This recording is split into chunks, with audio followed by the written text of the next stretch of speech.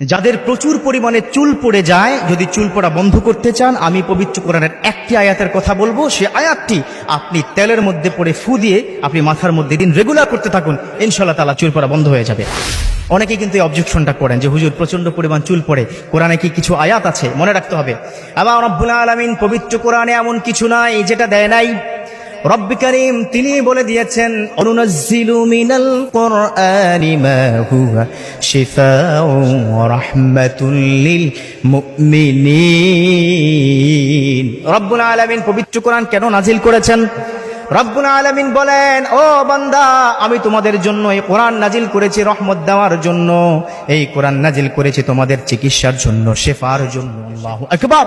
এই কোরআনকে নাজিল করেছেন চিকিৎসার জন্য, সেবার জন্য, এবং এই কোরআনকে তোমাদের রহমত হিসেবে নাজিল করা হয়েছে। পবিত্র কোরআনে এমন এমন আয়াত আছে, যেই আয়াত আপনি যদি গলার মধ্যে কাঁটা লেগে যায় বা কাঁটা বিঁধে যায়, আছে না, এই কোরআনের একটা আয়াত পরে ফু দিবেন, ইনশাআল্লাহ তাআলা কাঁটা চলে যাবে।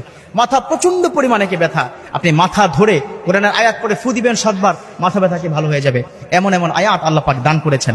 পবিত্র কোরআনের প্রত্যেকটা আয়াত আমাদের মানুষের জন্য উপকারী, ঠিক কিনা? সো আমি আজ থেকে ওই পবিত্র কোরআনের ওই আয়াতখানা আপনাকে বলবো। তবে এই আয়াতখানা যেই তেলের মধ্যে আপনারা কি ব্যবহার করবেন, যে কোনো ব্র্যান্ডের হতে পারে, তবে একটা স্পেশাল তেলের কথা বলবো, যে তেলটা আমার রাসূল সাল্লাল্লাহু আলাইহি ওয়াসাল্লাম তিনি কি ব্যবহার করেছেন। সেটা কিসের তেল জানেন? Olive oil. জানেন না? মাশাআল্লাহ। অলিভ অয়েল কিন্তু দুই ধরনের, একটা হচ্ছে খাওয়ার অলিভ অয়েল, এটা ভিন্ন প্রক্রিয়া অলিভ অয়েলটা করা হয়। একটা খাওয়ার জন্য অলিভ অয়েল, একটা হচ্ছে মাথার জন্য। বাচ্চাদেরকে কিন্তু অনেকে অলিভ অয়েল কি দিয়ে থাকেন, আবার অনেকে মাথায় চুলের মধ্যে অলিভ অয়েল কি দিয়ে থাকেন। অলিভ অয়েলের মধ্যে আপনারা এই আয়াতখানা পড়ে ফু দিবেন, ইনশাআল্লাহ আমলটা একটু লক্ষ্য করে শুনবেন। তবে যে কোনো ব্র্যান্ডের তেলের মধ্যে ফু দিলে ইনশাআল্লাহ তাআলা হবে। পবিত্র কোরআনের এই আয়াতটা আপনি 7 বার পড়বেন। কয়বার পড়বেন?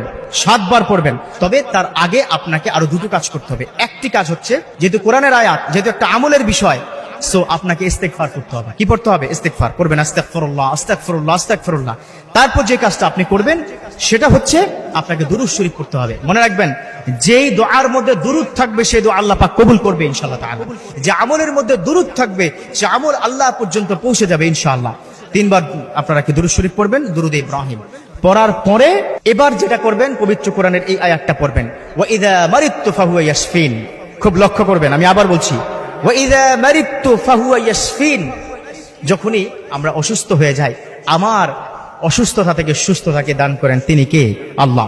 অতএব এই আয়াতটা বিসমিল্লাহর সহিত আপনি 7 বার পড়ে 7 বার ফু দিবেন। ফু দেওয়ার পর ইনশাআল্লাহ তাআলা আপনি ধীরে ধীরে আপনার মাথার মধ্যে ইনশাআল্লাহ এই তেলটা যখন আপনি দিবেন, ধীরে ধীরে চুল পড়া বন্ধ হয়ে যাবে।